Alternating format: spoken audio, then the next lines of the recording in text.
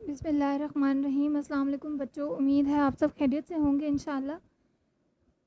سبق مؤذن رسول صلی اللہ علیہ وآلہ وسلم، ہم نے اس کی خواندگی شروع کی تھی۔ تمام بچے اپنی کتاب کا صفحہ نمبر 12 کھولیں۔ ہم نے اس کے 3 پیراگراف کی خواندگی کر لی تھی۔ آگے ہم شروع کرتے ہیں۔ 11 ہجری میں سرور کائنات صلی اللہ علیہ وآلہ وسلم نے سفر آخرت فرمایا، یعنی کہ آخرت کی طرف سفر فرمایا، تو تمام صحابہ کرام رضی اللہ تعالیٰ عنہ کی طرح حضرت بلال رضی اللہ تعالیٰ عنہ پر بھی غم کا پہاڑ ٹوٹ پڑا۔ رسول اکرم صلی اللہ علیہ وآلہ وسلم کے وصال یعنی کہ وفات کے بعد حضرت بلال رضی اللہ تعالیٰ عنہ خلیفۃ الرسول صلی اللہ علیہ وآلہ وسلم حضرت ابو بکر صدیق رضی اللہ تعالیٰ عنہ کی خدمت میں حاضر ہوئے اور عرض کی، اے خلیفۃ الرسول صلی اللہ علیہ وآلہ وسلم، میں نے اپنے آقا صلی اللہ علیہ وآلہ وسلم کو یہ فرماتے سنا تھا کہ مومنین کے لیے سب سے افضل عمل جہاد فی سبیل اللہ ہے۔ جہاد فی سبیل اللہ یعنی کہ اللہ تعالیٰ کی راہ میں جہاد کرنا، اور مومن کی جمع۔ بچوں، آپ نے اب مجھے بتانا ہے کہ مومن اور مسلمان میں کیا فرق ہوتا ہے۔ میرا ارادہ ہے کہ میں مرتے دم تک جہاد میں مشغول رہوں، یعنی کہ مصروف رہوں۔ حضرت ابو بکر صدیق رضی اللہ تعالیٰ عنہ نے انہیں اجازت دے دی اور وہ شام جانے والے لشکر میں شامل ہو گئے۔ اس کے علاوہ حضرت بلال رضی اللہ تعالیٰ عنہ نے حضرت عمر رضی اللہ تعالیٰ عنہ کے دور خلافت میں بھی شام میں رومیوں کے خلاف جہاد میں حصہ لیا اور داد شجاعت وصول کی۔ داد کہتے ہیں تعریف کو، اور شجاعت بہادری، یعنی کہ سب نے ان کی بہادری کی تعریف کی۔ بیت المقدس، خانہ کعبہ۔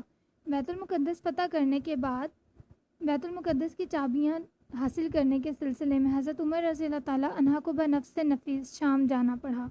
انہوں نے ان عیسائیوں سے صلح کا معاہدہ کرنے کے بعد مسلمانوں سے خطاب فرمایا۔ سامعین کہتے ہیں سننے والے۔ سامعین میں حضرت بلال رضی اللہ تعالیٰ عنہ بھی موجود تھے۔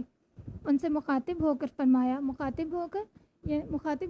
کہتے ہیں گفتگو کر رہا ہو جو بول رہا ہو، فرمایا، اے ہمارے سردار بلال رضی اللہ تعالیٰ عنہ، آج اسلام کی قبلہ اول پر پرچم توحید لہرایا ہے۔ اس باعظمت موقع پر آپ آزان دیں تو ہم آپ کی شکر گزار ہوں گے۔ حضرت بلال رضی اللہ تعالیٰ نے عرض کی، امیر المومنین، میں عہد کر چکا ہوں۔ یہاں عہد سے مراد وعدہ ہے۔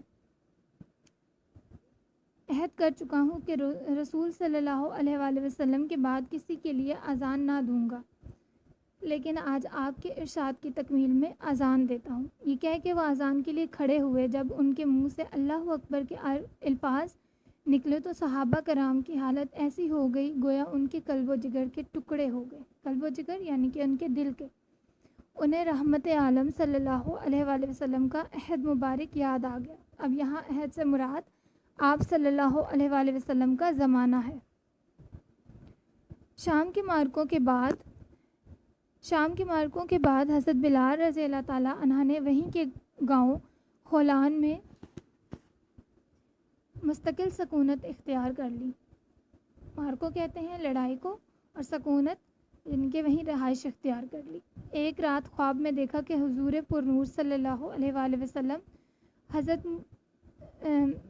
صلی اللہ علیہ وآلہ وسلم تشریف لائے ہیں اور فرما رہے ہیں، اے بلال رضی اللہ تعالیٰ عنہ، کیا ابھی وقت نہیں آیا کہ زیارت کے لیے آؤ؟ اس خواب نے عاشق رسول صلی اللہ علیہ وآلہ وسلم کا دل و دماغ جھنجھوڑ ڈالا یعنی جھنجھوڑنا مطلب بیدار کرنا، جگا دینا۔ بچوں، سامنے آپ اپنا صفحہ نمبر 13 پہ دیکھیے، ایک باکس بنا ہوا ہے اوپر جس پہ لکھا ہوا ہے پڑھنے کے دوران میں۔ اس پہ 4 سوالات دیے گئے ہیں جن کے جوابات آپ پیچھے پڑھ چکے ہیں۔ ان سوال کو پڑھیں اور ان کے جوابات میں آپ سے آن لائن کلاس میں پوچھوں گی۔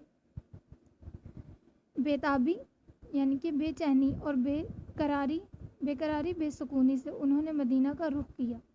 روزہ اقدس پر حاضر ہوئے، یعنی کہ آپ صلی اللہ علیہ وآلہ وسلم کے روزے پر حاضر ہوئے تو صبر کا دامن چھوٹ گیا۔ اس قدر روئے، دیکھنے والوں کی آنکھوں سے بھی اشکوں کا ایک سیلاب جاری ہو گیا۔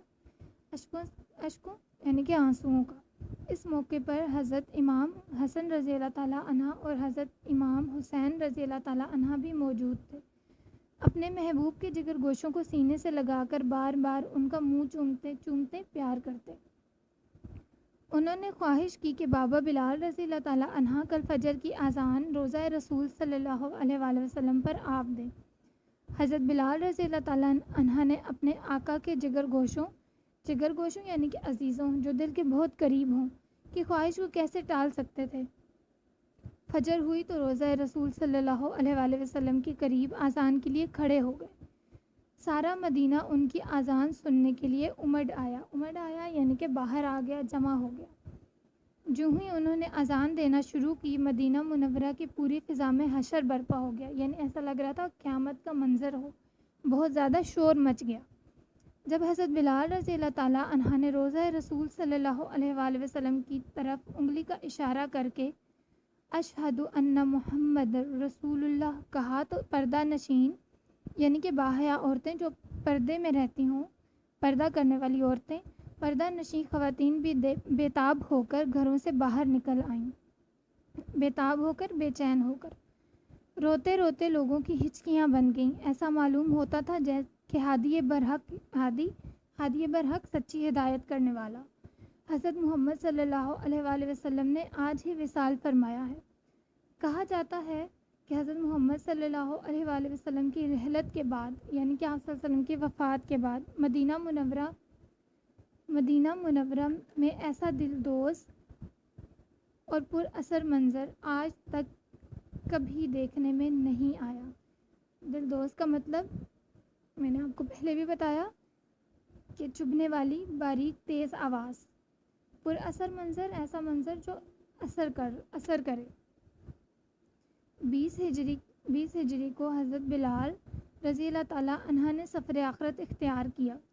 اس وقت ان کی عمر 60 برس کے لگ بھگ تھی، یعنی کہ 60 برس کے قریب تھی۔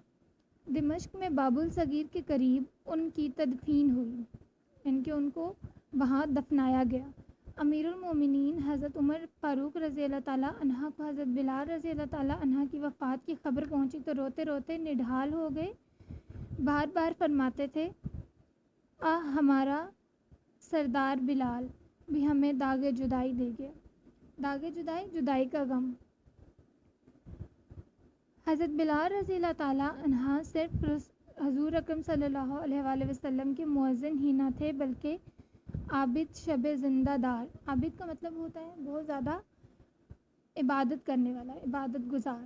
شب زندہ دار یعنی کہ رات بھر جاگتے رہنا اور فکر آخرت سے ہر وقت لرزہ براندام رہتے تھے۔ لرزہ براندام یعنی خوف سے تھر تھر کانپنا۔ ان کی زوجہ حمدہ کا بیان ہے کہ حضرت بلال رضی اللہ تعالیٰ عنہ اپنے بستر پر لیٹے تو فرماتے الہی میرے گناہوں سے درگزر فرما، یعنی کہ معاف فرما اور میری بیماریوں میں مجھے معذور سمجھ۔ بچوں آپ دیکھیں آپ کے صفحہ نمبر 13 پہ ایک اور باکس بنا ہوا ہے جس پہ لکھا ہوا ہے آئیں مزید جانیں۔ حضرت ابو ہریرہ رضی اللہ تعالیٰ عنہ سے روایت ہے کہ ایک دن فجر کی نماز کے وقت حضور صلی اللہ علیہ وآلہ وسلم نے حضرت بلال رضی اللہ تعالیٰ عنہ کو بلا کر پوچھا، اے بلال رضی اللہ تعالیٰ عنہ مجھے تم اپنا کوئی ایسا عمل بتاؤ جس پر سب سے زیادہ اجر و ثواب کی امید ہو، کیونکہ میں نے اپنے آگے جنت میں تمہارے جوتوں کی چاپ سنی ہے۔ حضرت بلال رضی اللہ تعالیٰ عنہ نے عرض کیا، یا رسول اللہ صلی اللہ علیہ وآلہ وسلم میں نے ایسا تو کوئی بھی عمل نہیں کیا، البتہ رات دن میں میرا کوئی وضو ایسا نہیں ہے جس کے بعد میں نے نماز نہ پڑھی ہو۔ یہ صحیح بخاری میں ہے، ٹھیک ہے۔ حضرت بلال رضی اللہ تعالیٰ عنہ نے صبر و استقامت، صبر کہتے ہیں برداشت کرنے کو، استقامت قائم رہنا، اور صدق و اخلاص، صدق کہتے ہیں سچائی کے ساتھ، اور اخلاص نیک نیتی کہ جو نقوش صفحہ تاریخ پر ثبت کیے ہیں۔ نقوش مطلب علامات، جو علامت صفحہ تاریخ پر ثبت کیے ہیں، لکھے ہیں، وہ ہر مسلمان کے لیے تاابد ساری زندگی مشعل راہ بنے رہیں گے، مشعل راہ روشن راستہ۔ ان کا اسم گرامی سن کر ہر مسلمان کے دل کی دھڑکنیں تیز ہو جاتی ہیں اور وہ تمنا کرتا ہے، یعنی خواہش کرتا ہے کہ کاش اس کو حضرت بلال رضی اللہ تعالیٰ عنہ کے عشق رسول صلی اللہ علیہ وآلہ وسلم کا 1000واں لاکھواں حصہ ہی نصیب ہو جائے اور یوں اس کی آخرت سنور جائے، آمین۔ بچوں اس سبق میں اذان کا ذکر ہے کہ حضرت بلال رضی اللہ تعالیٰ عنہ اسلام کے سب سے پہلے مؤذن ہیں۔ اب آپ سب بچے اذان سنیں، اور آپ سب بچوں کو ایک اچھی بات جو ہم اس سبق میں سیکھیں گے، یا ایک اچھی بات ہم اس سبق سے سیکھیں گے، کہ تمام بچے اذان سنیں گے اور اذان کا جواب دیں گے، اور جن بچوں کو اذان کا جواب نہیں آتا وہ اپنے گھر میں کسی بڑے سے اذان کا جواب سیکھیں گے، اور آن لائن کلاس میں ہم اس بات پر بھی بات کریں گے کہ کتنے بچوں کو اذان کا جواب آتا ہے۔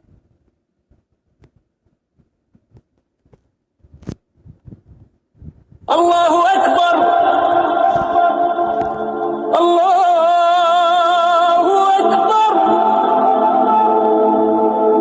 اللہ اکبر، اللہ اکبر، اشہد ان لا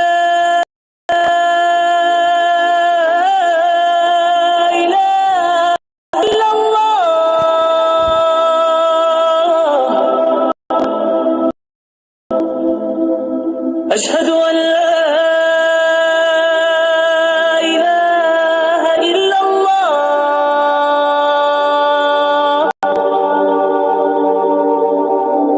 أشهد أن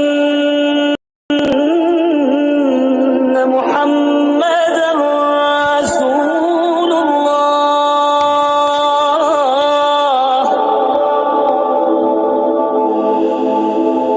أشهد أن محمدا رسول الله،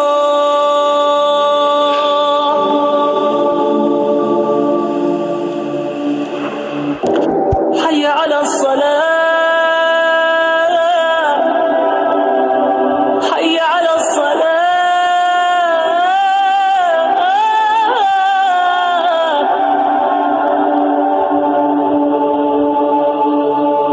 حي على الفلاح،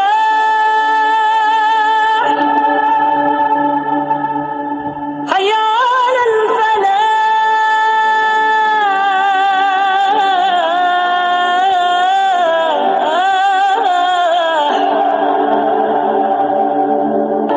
الله أكبر، الله أكبر،